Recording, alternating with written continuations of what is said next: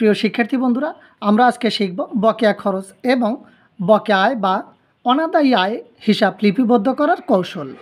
বকেয়া খরচ হচ্ছে দায়, মুনাফা জাতীয় ব্যয় বা খরচ যদি বকেয়া থাকে তাহলে সংশ্লিষ্ট বকেয়া খরচ হিসাব খোলা হয়।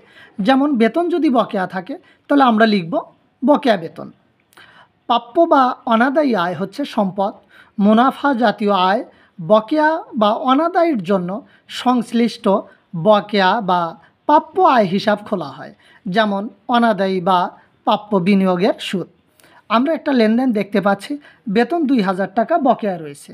বেতন যদি বকেয়া থাকে তাহলে আমরা লিখব বেতন হিসাব ডেবিট, বকেয়া বেতন ক্রেডিট। বেতন হচ্ছে ব্যয়, ব্যয় বৃদ্ধি পেলে তা ডেবিট হয়। এবং বেতন যদি বকেয়া থাকে তাহলে আমরা লিখব সংশ্লিষ্ট বকেয়া বেতন। সূত্রে আমরা দেখতে পাচ্ছি সংশ্লিষ্ট বকেয়া বেতন লিখব। সংশ্লিষ্ট বকেয়া বেতন হচ্ছে এই উদ্দীপকে যে বেতন রয়েছে সেইটি। আমরা লিখব বকেয়া বেতন হিসাব ক্রেডিট।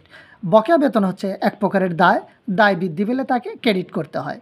আমরা আরেকটি লেনদেন দেখতে পাচ্ছি, বিনিয়োগের সুদ ২০০০ টাকা অনাদায়ী রয়েছে।